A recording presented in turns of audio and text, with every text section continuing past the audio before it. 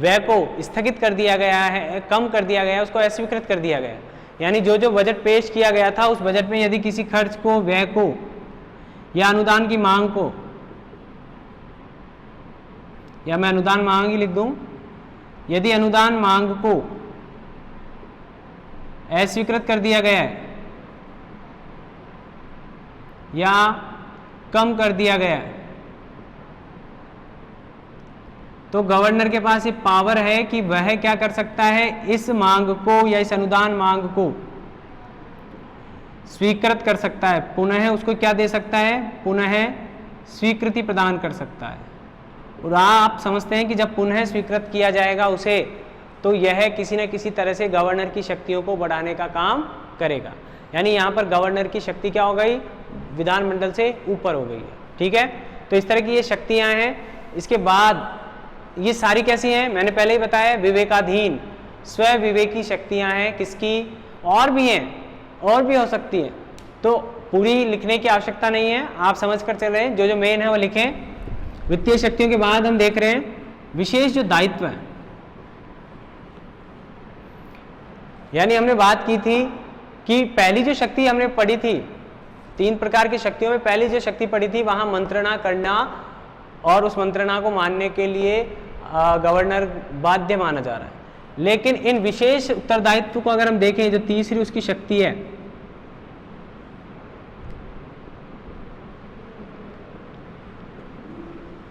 उस विशेष उत्तरदायित्व के अंतर्गत वह मंत्रिमंडल से मंत्रणा कर सकता है। पहली बार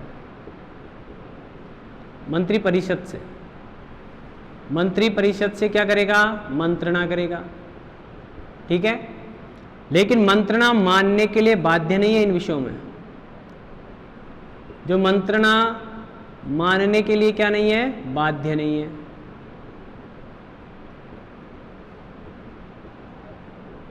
यानी ये उसका व्यक्तिगत दायित्व है इन कार्यों को करना, पर्सनल उसकी ड्यूटी है।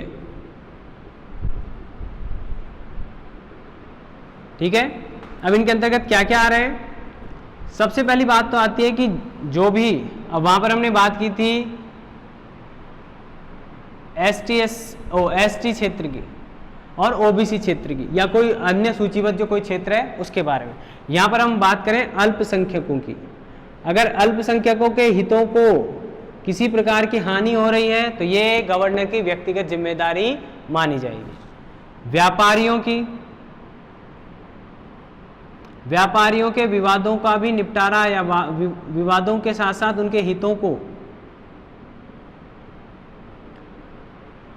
व्यापारियों के हितों को भी ध्यान रखेगा कौन, गवर्नर। किसके अंतर्गत, विशेष उत्तरदायित्व के अंतर्गत।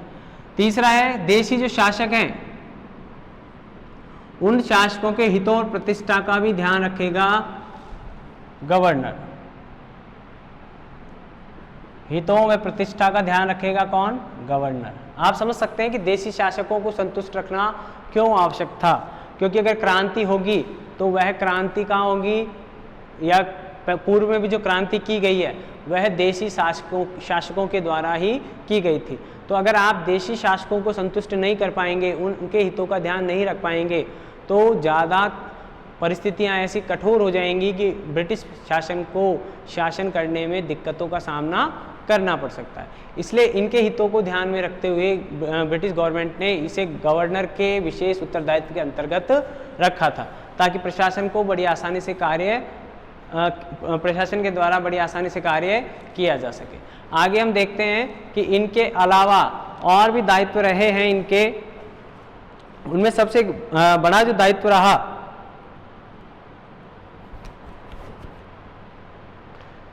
सरकारी कर्मचारियों की। अगर हम बात करें तो सरकारी कर्मचारियों के दायित्वों का निर्वहन भी इनके द्वारा किया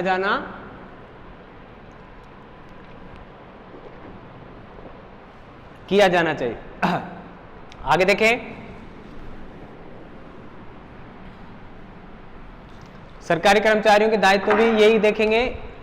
और मैंने बात की थी अभी कुछ देर पहले, तो ये जो खुद के व्यक्तिगत जो कर्मचारी होंगे, देखो बहुत सारी जानकारी मैंने आपको पहले ही बताया, इनके खुद के जो व्यक्तिगत जो कर्मचारी हैं उनके दायित्व कार्यपालिका संबंधी शक्तियों में आएंगे। व्यक्तिगत जो कर्मचारी हैं उनसे संबंधित जितने भी मुद्दे हैं या उनके इश्यूज जो भी होंगे वे इशू गवर्नर की कार्यपालिका शक्तियों के अंतर्गत आएंगे। तो हम बात करें सरकारी कर्मचारियों के भी विशेष दायित्व के अंतर्गत ही आएंगे। आगे देखें, किसी प्रांत में शांति व्यवस्था बनाए रखने का दायित्व भी गवर्नर का विशेष उत्तरदायित्व माना जाता है।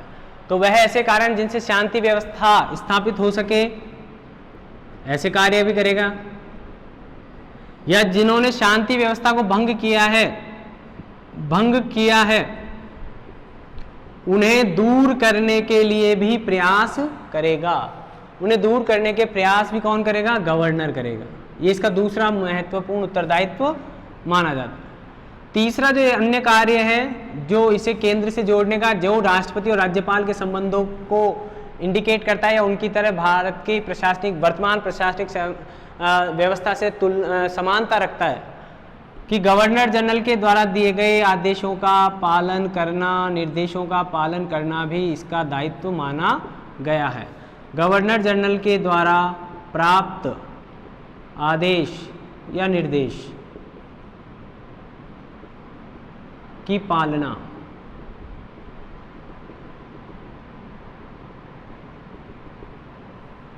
ठीक है, गवर्नर जनरल के द्वारा दिए गए आदेशों की पालना कराना भी इसका विशेष दायित्व है।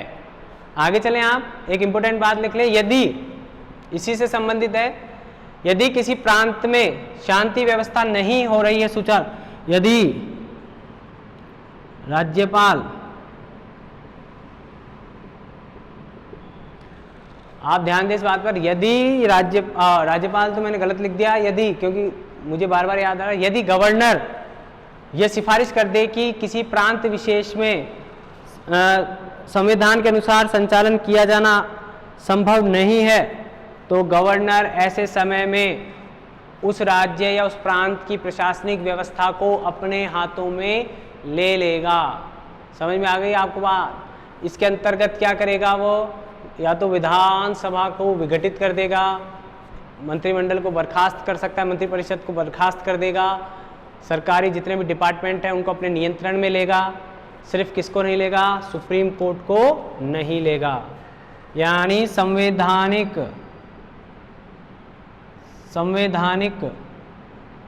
शासन पॉसिबल नहीं हो संविधान के अंतर्गत तो गवर्नर सिफारिश करेगा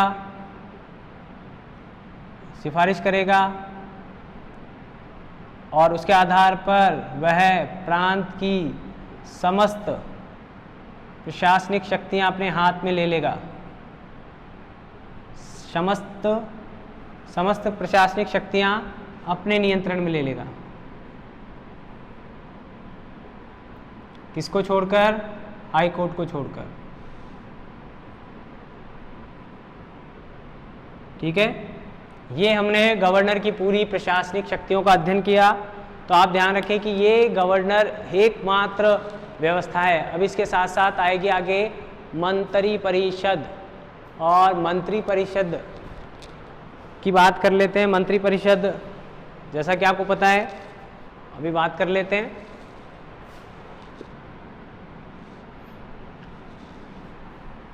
दूसरा बिंदु हमारा क्या है? मंत्री परिषद।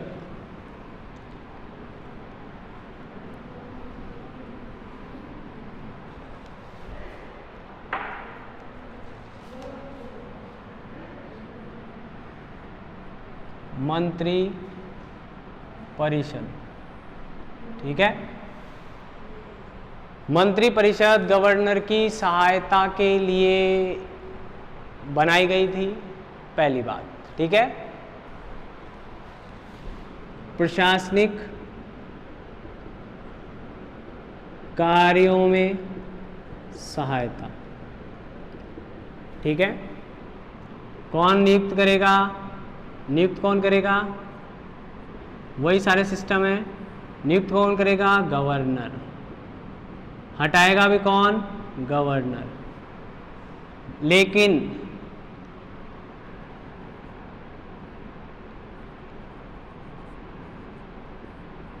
गवर्नर के द्वारा, लेकिन गवर्नर एक बात का ध्यान रखेगा कि जो मंत्री है वह विधानसभा में बहुमत प्राप्त दल का हो।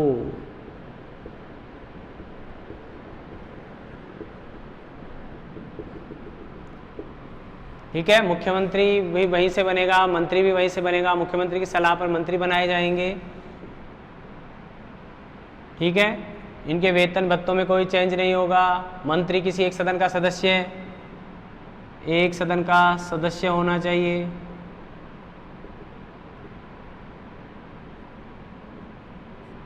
ठीक है, 1919 में स्थानांतरित विषयों पर ही मंत्री परिषद काम कर सकती थी।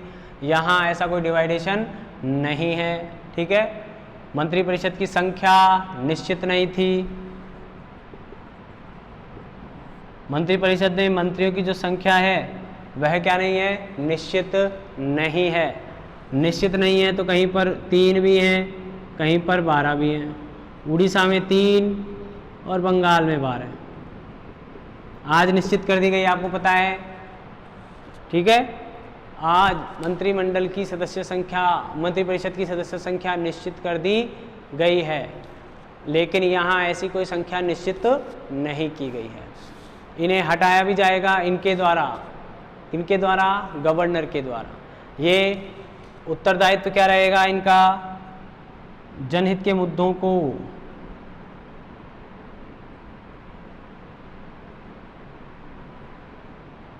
तत्परता से करना, जवाबदेही, सरकार की जवाबदेही तय करना।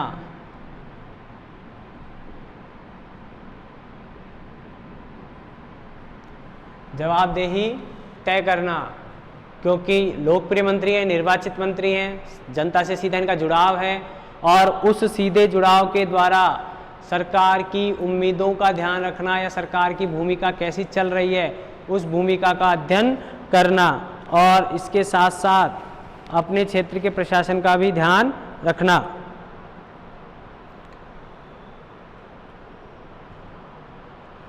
और ये मंत्री तब तक काम कर सकते हैं, आपको पता है वर्तमान में भी ऐसा ही है हमारे साथ, जब तक कि विधानसभा में इन्हें विश्वास मत हासिल है। यदि किसी मंत्री परिषद को पूरी की पूरी को भी और किसी मंत्री विशेष के प्रति भी अविश्वास प्रस्ताव आ जाता है तो वह मंत्री और मंत्री परिषद दोनों अपने पद से इस्तीफा दे देंगे, या वह मंत्री परिषद हटा ली जाएगी, या उसको अपने मंत्री परिषद से मुक्त कर दिया जाएगा। इस तरह की जानकारी हमने देखी कि ये जो दूसरा जो हमारा विषय है वह भी कंप्लीट हो रहा है, यानी मंत्रियों की संख्या निश्चित नहीं है, मंत्रियों को नियुक्ति मिल रही है, मंत्री कौन होंगे, कौन से सदन के होंगे, सब बातें वैसी हैं जैसे आज हमारे वर्तमान समय में भी ऐसा ही हो रहा है। मंत्री किसी सदन का होना चाहिए, लेकिन 6 महीने में उसे लोकसभा का चुनाव, मतलब लोकसभा अगर सदस्य नहीं है तो वह किसी भी सदन का पार्टिसिपेट हो सकता है, लेकिन 6 महीने में उसे किसी न किसी सदन का सदस्य बनना होगा। ऐसा आज का प्रावधान है। प्रधानमंत्री के लिए भी यही है, दोनों में से किसी भी एक सदन का सदस्य होना जरूरी है। बनते समय नहीं होगा तो कोई बात नहीं, 6 महीने में हो सकता है। तो हम ध्यान रखें, आज हमने इतनी बातें कर ली प्रांतीय सरकार के अंतर्गत, उसके 2 बिंदुओं का हमने अध्ययन कर लिया, एक तो गवर्नर और एक मंत्री परिषद। ये दोनों चीज़ें आज भी हैं। गवर्नर कह रहे हैं उसको, राज्यपाल का के समकक्ष जो पद है, मंत्री परिषद आज भी है। अब आगे हम बात करेंगे इस अगले चरण में, जिसमें हमने बात की थी इससे पहले विधानसभा और विधान परिषद की, राज्य विधान परिषद और राज्य विधान सभा। वैसे तो विधानसभा राज्यों में होती है, ये वैसे ही है जैसे आज हमारी है। ठीक है, तो आज भी विधान सभाएँ हैं, विधान परिषद है, कौन कौन से राज्यों में कितनी कितनी विधान परिषदें हैं ये हम चर्चा करेंगे नेक्स्ट वीडियो में। आप एक बात का ध्यान रखें कि आप इससे संबंधित उन प्रश्नों का बिल्कुल अध्ययन करें जिन प्रश्नों के बारे में 5 साल में जो प्रश्न आ चुके हैं। तो हम एक मेंटलिटी डेवलप कर पाएंगे कि हमें कितना अंदर, कितनी गहराई तक जाना है, किस तरह के प्रश्न आ रहे हैं वो देखें आप, उन प्रश्नों से कितने मैच हो रहे हैं, बड़े प्रश्न किसके आ रहे हैं, या इस पार्ट से मेनली बड़े प्रश्न आते हैं ज़्यादातर, तो 1935 या 1919 में से एक आता है। ठीक है, लेकिन अगर आप दोनों को पढ़ेंगे तुलनात्मक रूप से तो आपको दोनों बड़े आसानी से याद हो जाएंगे। जहाँ तक कंपटीशन एग्जाम की बात है, कंपटीशन एग्जाम में क्वेश्चन वन लाइनर क्वेश्चन आते हैं, ऑप्शन इतने नज़दीक के होते हैं कि अब देखो द्वैध शासन दोनों में है, ठीक है, द्वैध शासन वहाँ भी है और 1935 में। तो प्रश्न ये आ जाता है कि केंद्र में द्वैध शासन की स्थापना कौन से अनुच्छेद के द्वारा हुई? तो आप जवाब दे सकते हैं केंद्र में कब आ रहा है, 1935 के द्वारा या 1919 के द्वारा, ठीक है। तो 1935 उसका उत्तर हो गया। या प्रांतीय स्वायत्तता जो है उसकी स्थापना वह कौन से अधिनियम के द्वारा प्रदान की गई? या फिर आता है कि संघीय न्यायालय, मैंने सुप्रीम कोर्ट नहीं कहा, ये ध्यान रखें, उच्चतम न्यायालय शब्द का प्रयोग नहीं किया है मैंने, ये ध्यान रखें आप, ठीक है, मैंने संघीय न्यायालय शब्द का प्रयोग किया था। उसके अलावा आ जाता है कि रिजर्व बैंक की स्थापना कब से हुई, या पुराना बैंक कौन सा है, शायद रिजर्व बैंक से पुराना बैंक है एक, आपको ध्यान आ रहा होगा, अभी मैं उसका नाम बताऊंगा तो आप फिर याद कर लें। इसके अलावा आ जाता है कि यूपीएससी का गठन कब हुआ, ठीक है, या संयुक्त जो अभी संयुक्त लोक सेवा आयोग बनते हैं वह कब से बनने लगे, इस तरह की कुछ जानकारी आ जाती है। या फिर दलितों को किस अधिनियम के द्वारा और अधिक वरीयताएं दी गई या निर्वाचन क्षेत्रों में उनके स्थान निश्चित किए गए, ऐसा कार्यक्रम, ऐसे प्रश्न भी पूछे जाते हैं। तो आप ये ध्यान रखें कि आपके पास जानकारी इतनी होनी चाहिए कि आप पहली बात तो कंफ्यूज नहीं हो, दोनों को साथ साथ लेकर पढ़ेंगे, 1919 और 1935 के अधिनियम की विशेषताओं को और कमियों को। तो जब आप 1919 के अधिनियम की विशेषताएं पढ़ेंगे तो उससे निकलने वाली जो कमियां हैं वो कमियां कहाँ जाकर पूरी हो रही हैं, 1935 के अधिनियम में हो रही हैं या नहीं हो रही हैं, या फिर जो 1919 के अधिनियम में जो बातें थी उनका विस्तार वहाँ किस सीमा तक हो रहा है। इस तरह की जब जानकारी आप सामने रख कर करेंगे तो आप ये मत सोचिए कि आपको सिर्फ थर्ड ईयर सेकेंड ईयर ये पास करना है। अगर आप ऐसा सोच कर पढ़ेंगे तो 5 प्रश्न आते हैं, 10-15, 5 की जगह 15 कर लीजिए, और छोटों में 50 से क्वेश्चन सीरीज वगैरह में आगे आते हैं उनको कर लीजिए, कोई फ़र्क नहीं पड़ने वाला। याद होंगे तो अगर आपने रट कर याद किए तो आपको उतने समय तक याद ही होंगे जब तक एग्ज़ाम हो रहा है। फिर जब ज़िंदगी का एग्ज़ाम होगा, लाइफ टाइम का जो एग्ज़ाम होंगे कंपटीशन या किसी और तरह के, वहाँ आप उन चीज़ों को भूल जाएंगे। और जब आप इस तरह से तुलना करके पढ़ेंगे तो आपको बहुत अच्छे से याद रहेंगे। पढ़ने का मतलब यह है कि आप उन्हें कर पा रहे हैं या नहीं कर पा रहे हैं। मैंने आपको बताई कि क्या क्या इंपॉर्टेंट चीज़ें आ जाती हैं, उन इंपॉर्टेंट चीज़ों का ध्यान। मैंने अभी 3 ऐसे राज्य बताए जहां गवर्नर को भारत मंत्री की सिफारिश पर सम्राट के द्वारा, दोनों में ही सम्राट की भूमिका है लेकिन गवर्नर जनरल की माध्यम बनता है दोनों में।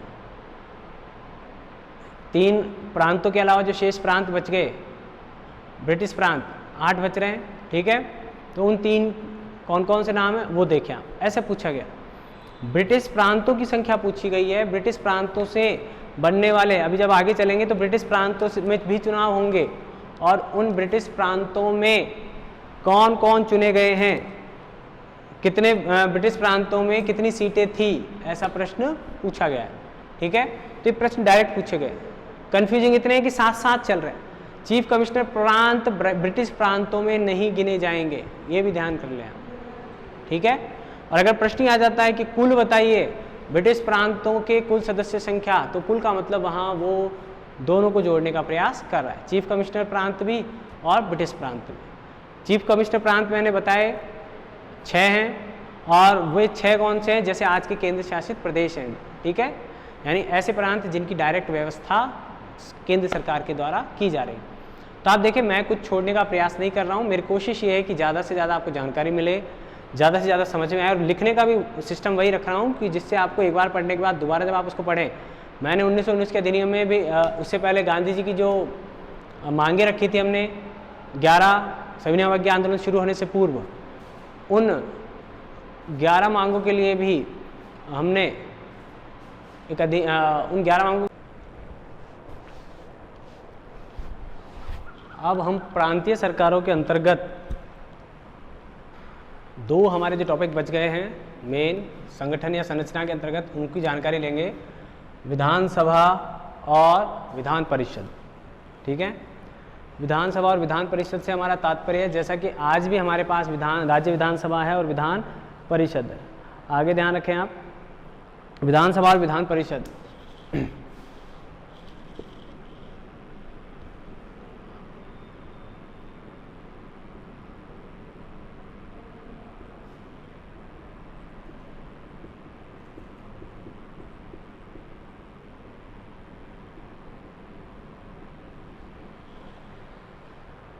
जो चीफ कमिश्नरी प्रदेश हैं वहाँ विधान परिषद भी रही है, ठीक है, वहाँ विधान परिषद भी रही है। द्विसदनात्मक व्यवस्था है। द्विसदनात्मक व्यवस्था से आप समझ गए होंगे, द्विसदनात्मक व्यवस्था में 2 सदन हो गए, विधानसभा और विधान परिषद, और जो 6 चीफ कमिश्नरी जो क्षेत्र हैं वहाँ दोनों पाए जाएंगे, ठीक है, विधानसभा और विधान परिषद। उच्च सदन को विधान परिषद और निम्न सदन को विधान सभा कहा जाएगा। आगे देखें आप, अब मैं एक बार आपको बता दूं इसकी संरचना।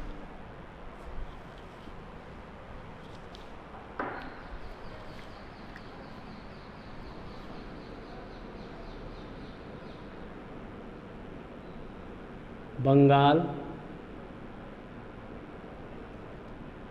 संयुक्त प्रांत,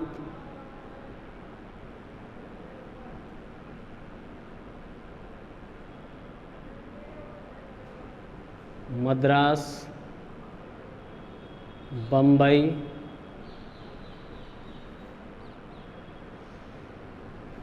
और हालांकि मैं पंजाब भी लिखना चाहता हूँ लेकिन पंजाब चीफ कमिश्नर में नहीं आएगा, ठीक है। पंजाब के बाद बिहार, फिर मध्य प्रांत और बरार, मध्य प्रांत और बरार, ठीक है। इसके बाद आता है सिंध, उड़ीसा, सिंध उड़ीसा के बाद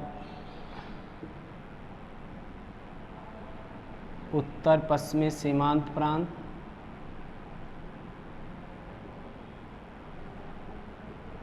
सीमांत प्रांत, और यहाँ आएगा आसाम। कितने हो गए? 1 2 3 4 5 6 7 8 9 10 11, ये पूरे 11 प्रांत हो गए, ब्रिटिश प्रांत, ठीक है। अब अगर हम बात करें कि किन किन में, बंगाल में 250 विधानसभा की सीटें हैं, कितनी है? 250।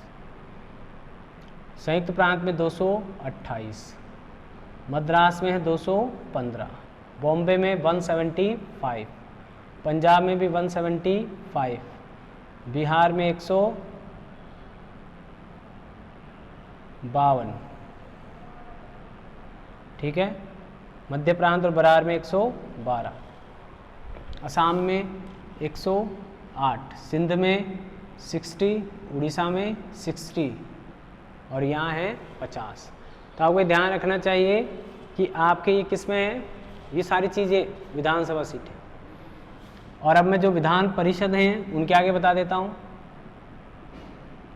विधान परिषद यहाँ पर 75, 60, 56, बॉम्बे में 30, पंजाब में 30 और असम में 22, यानी ये है विधान परिषद और ये है विधान सभा, ठीक है। जो भी विधानसभा है उसे आपको पता है निम्न सदन कहा जाएगा, ये याद रखें आप, और विधान परिषद को कहा जाएगा उच्च सदन। आज भी यही व्यवस्था है, आज भी यही व्यवस्था है हमारे पास।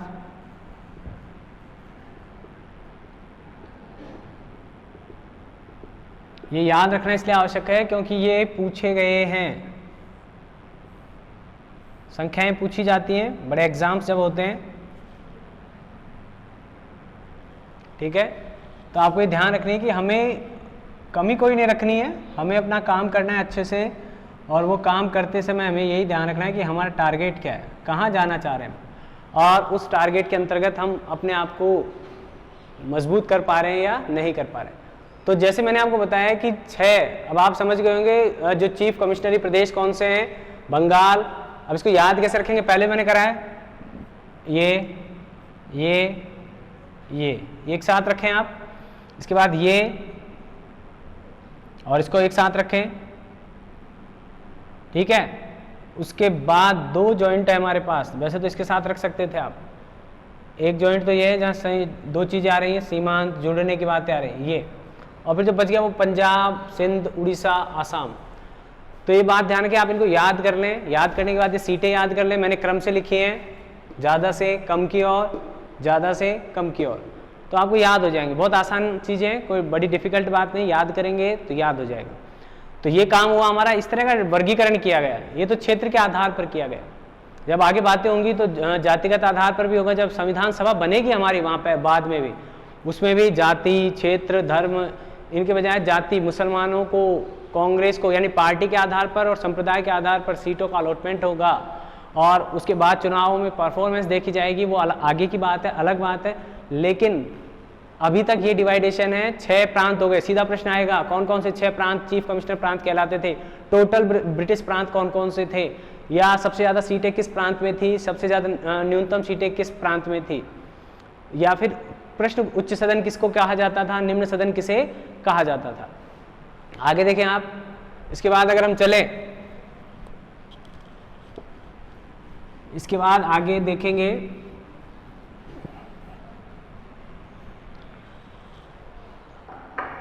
इनकी बात करें, योग्यता और कार्यकाल।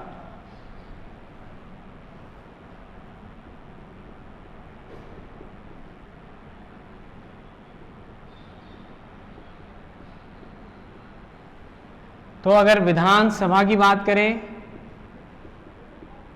तो आयु होनी चाहिए थी 25 वर्ष, और विधान परिषद की बात करें आयु होनी चाहिए थी 30 वर्ष। ठीक है। कार्यकाल इनका रहेगा 5 वर्ष का, उसे कम भी किया जा सकता है और बढ़ाया भी जा सकता है गवर्नर के द्वारा। यहाँ कार्यकाल, स्थायी सदन है वैसे तो, कार्यकाल 9 वर्ष का है। ठीक है। लेकिन प्रति 3 वर्ष में 1/3 सदस्य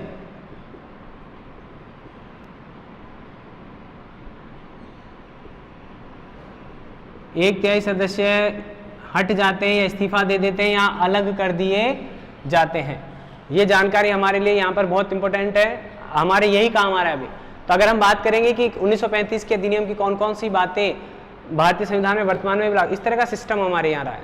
इसके बाद आता है कि कोई भी दोनों सदनों का सदस्य नहीं हो सकता है, दोनों सदनों का सदस्य नहीं होगा। कोई भी एक सदस्य दोनों सदनों का सदस्य नहीं हो सकता। एक समय में कोई भी सदस्य एक ही सदन का पार्टिसिपेशन कर सकेगा।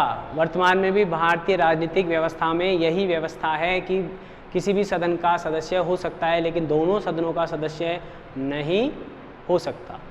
वो वरीयता दे सकता है, प्राथमिकता दे सकता है कि वह किस सदन का सदस्य बने रहना चाहता है। आगे देखें आप। तो इनके जो निर्वाचन का आधार था, या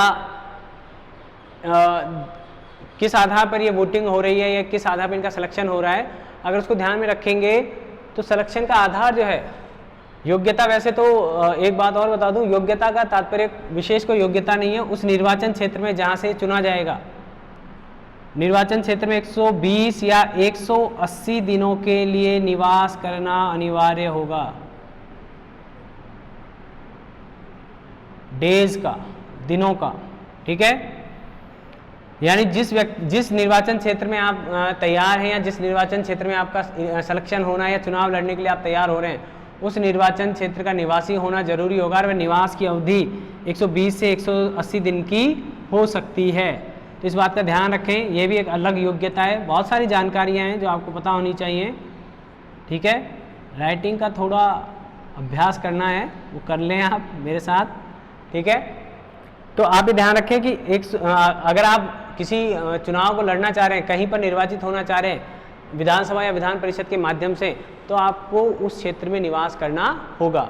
आज हमारे लिए क्या बात है कि आज तो भारत में किसी भी निर्वाचन क्षेत्र में आपका नाम हो किसी वोटर लिस्ट में, तो आप किसी दूसरी वोटर लिस्ट विधानसभा क्षेत्र में भी चुनाव लड़ सकते हैं, लोकसभा क्षेत्र में भी चुनाव लड़ सकते हैं, लोकसभा क्षेत्र में चुनाव लड़ सकते हैं। मुख्यतः तो मैं ये कहना चाह रहा हूँ, आपका नाम भारत की वोटर लिस्ट में होना चाहिए।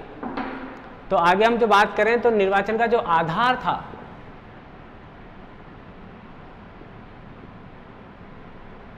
निर्वाचन का आधार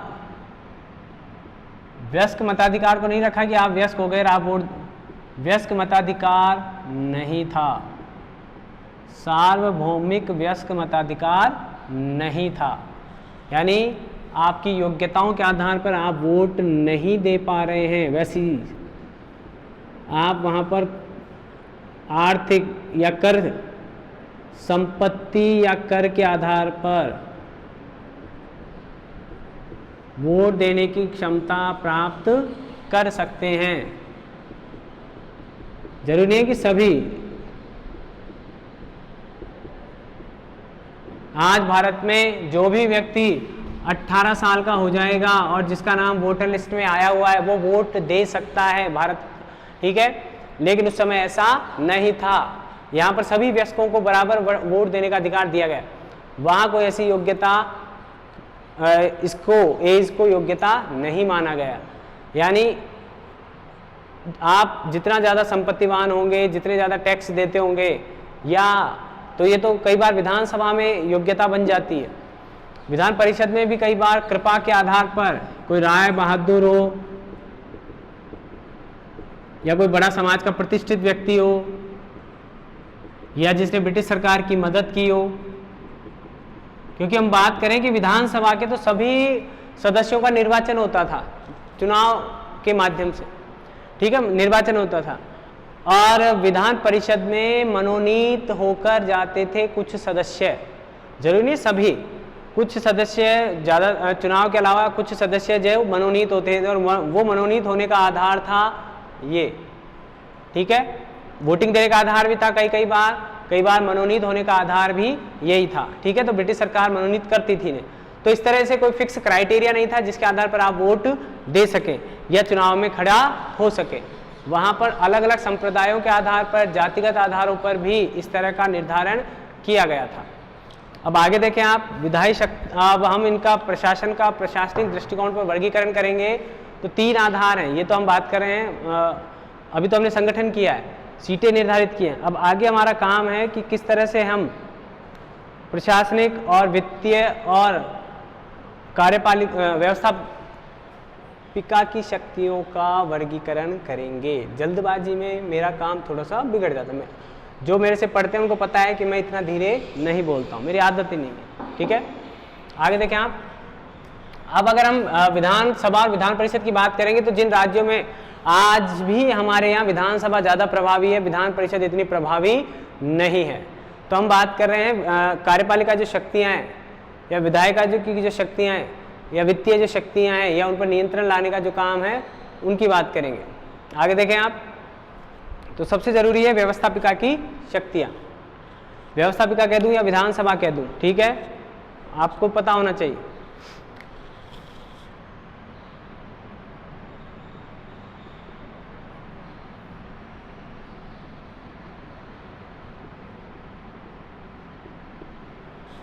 हमने पहले भी चर्चा कर चुके हैं तो इसलिए हमें ज़्यादा डीप में जाने की ज़रूरत नहीं है।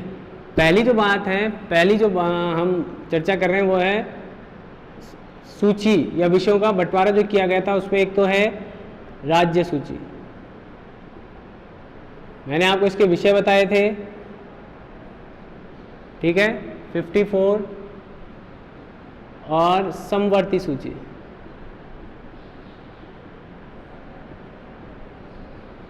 इसके विषय थे 36। तो अब व्यवस्थापिका जब करेगी तो ये किसी भी विषय पर कानून बनाया जा सकता है इन दोनों सूचियों के विषयों पर, किसी भी प्रांत के द्वारा। तो राज्य सूची के जो विषय हैं उन पर किसी तरह का कोई विरोधाभास नहीं है, विरोधाभास नहीं है या कोई हस्तक्षेप नहीं होगा, ठीक है। लेकिन ये बात की गई थी कि यदि समवर्ती सूची के किसी विषय पर किसी तरह का कोई विरोधाभास होगा तो प्रांत के द्वारा बनाए गए कानून उस सीमा तक रद्द माने जाएंगे जिस सीमा तक उनका के या संघीय सूची के संघीय कानूनों के साथ विरोधाभास होगा या किसी तरह का कोई मतभेद होगा। यानी राज्य समवर्ती सूची पर राज्य उस सीमा तक ही कानून बना सकते हैं जिस सीमा तक केंद्रीय या संघीय कानून के साथ उसका किसी तरह का कोई विवाद नहीं होगा। ठीक है, तो ये इसकी शक्ति हुई। समवर्ती सूची में अगर मैं कह दूं संघ या संघीय सरकार ज़्यादा प्रभावी साबित होगी, कारण मैंने बताई दिया आपको क्यों होगी, क्योंकि ऐसी व्यवस्था इस अधिनियम के द्वारा की गई है। इसके अलावा हमने बात की कि किसी भी तरह से यदि कोई व्यवस्था स्थापित हो रही है तो धन विधेयक, इस व्यवस्था में धन विधेयक को छोड़कर अगर मैं लिख दूं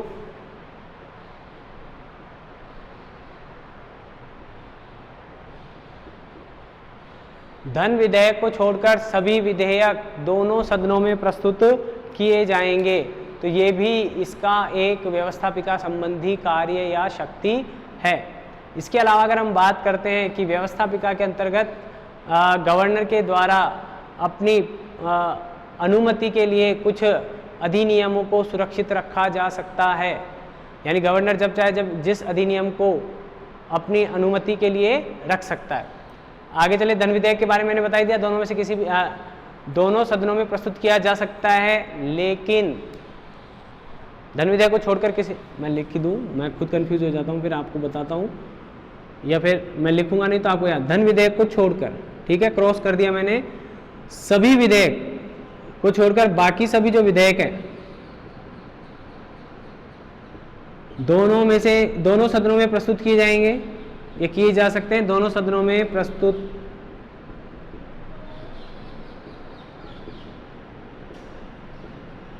प्रथम या द्वितीय का कोई चक्कर नहीं है। लेकिन धन विधेयक लोकसभा में प्रस्तुत किया जाएगा पहले, और मतलब विधानसभा में प्रस्तुत किया जाएगा। ठीक है, आप देखें, लेकिन जो अनुदान मांग है, बजट पर जो अनुदान मांग होगी, पहले भी हमने बात की है, उस अनुदान मांग पर वोटिंग या मतदान सिर्फ विधानसभा में ही होगा, या विधानसभा के द्वारा ही विधानसभा द्वारा किया जाएगा। यानी अनुदान मांगों पर वोटिंग करने का दायित्व मात्र विधानसभा को दिया गया है। कुछ तो विधेयक हैं, अगर मैं और बात करूं, कुछ विधेयक जो मैंने पहले भी कहा लिख दूं इसको भी, कुछ विधेयक गवर्नर रख सकता है अनुमति के लिए,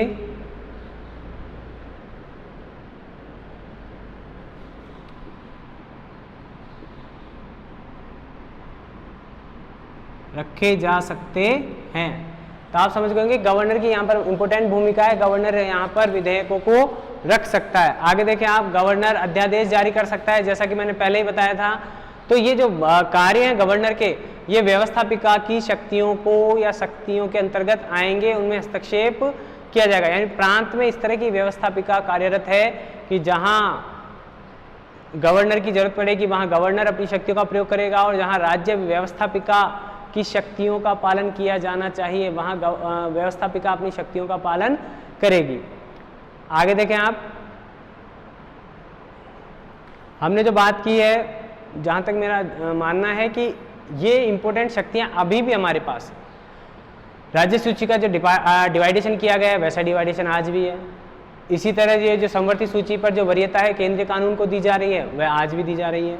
धन विधेयक आज भी पहले विधानसभा में प्रस्तुत होता है और वहाँ लोकसभा में प्रस्तुत होता है। ठीक है, आगे देखें हम, प्रशासनिक शक्तियाँ जो हैं,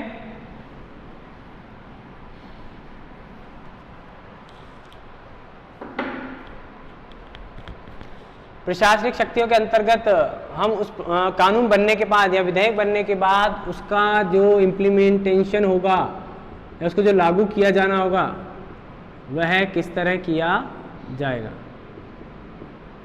इसमें देखें, प्रशासन का मतलब नियंत्रण करना, प्रशासनिक शक्तियों का मतलब है व्यवस्थापिका को किस तरह नियंत्रित किया जाए या प्रशासन को किस तरह नियंत्रित किया जाए। तो यहाँ पर क्या है कि व्यवस्था की पिका पर नियंत्रण लाने के लिए प्रश्न पूछे जा सकते हैं। पहली बात। दूसरी बात, सरकार पर भी नियंत्रण लाएंगे, निंदा प्रस्ताव लाया जा सकता है।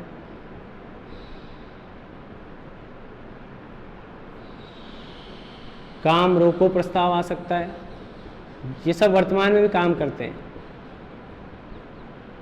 अविश्वास प्रस्ताव आ सकता है।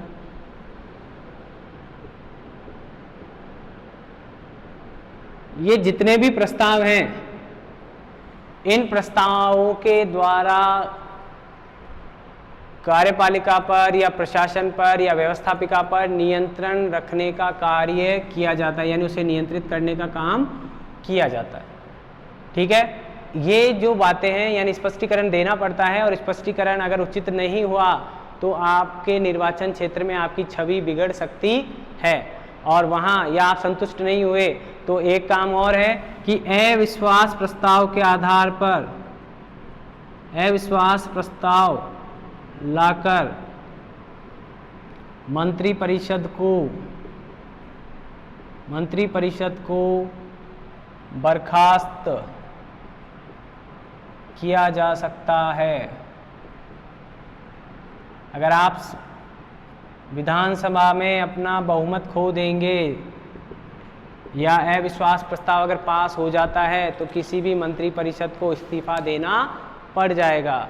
यानी ये दो जो चीज़ें हैं उन अगर, क्योंकि आप जानते हैं कि अविश्वास प्रस्ताव आएगा, जनता अगर जो निर्वाचित सदस्य हैं उनमें अगर आपकी छवि या सरकार की छवि अच्छी नहीं बन रही है मंत्री परिषद की, तो वह उनके खिलाफ वोटिंग करेंगे और उनके खिलाफ वोटिंग करके उन्हें उस पद से हटा दिया जाएगा। तो इसके लिए हमें, और ये जो प्रश्न पूछे जा रहे हैं, निंदा प्रस्ताव जो पास किया जा रहा है, काम रोको जो प्रस्ताव लाया जा रहा है, अविश्वास प्रस्ताव जो लाया जा रहा है, इनके द्वारा भी आप पर नियंत्रण लाने का काम किया जाएगा।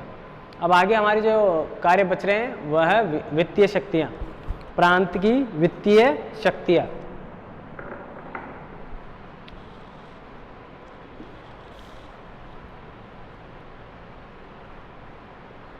वित्तीय शक्तियाँ हम अगर कहूँ कि पहले भी हम पढ़ चुके हैं, तो उसमें देखिए आप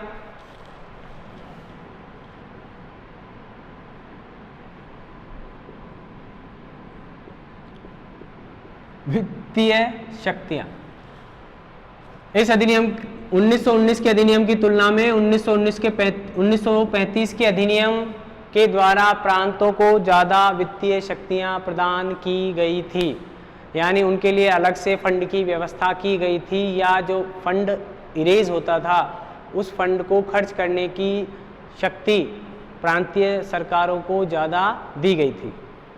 पहली बात, ठीक है, की तुलना में ज़्यादा शक्तियाँ थी प्रांतों के पास। बजट प्रस्तुत किया जाता था दोनों सदनों के माध्यम से, और उसके बाद द्विसदनात्मक सदन में दोनों सदनों में बजट पास होगा और प्रस्तुत किया जाएगा। दोनों सदनों में बजट प्रस्तुत किया जाएगा।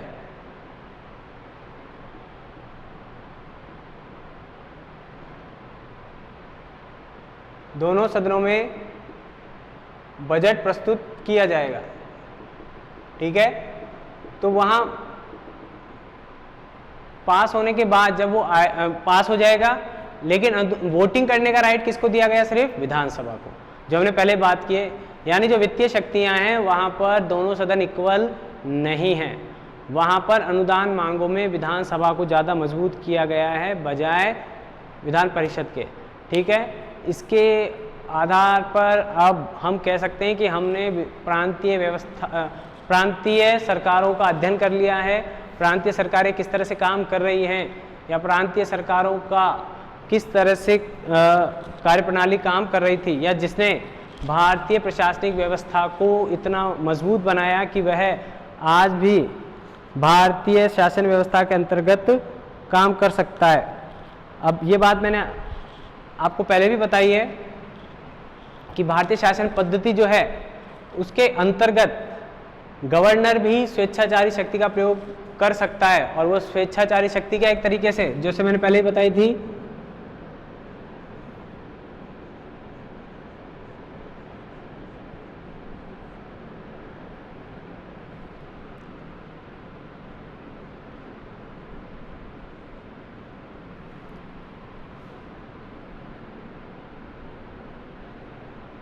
ये लिख लें आप, फिर ध्यान कर लें, मतलब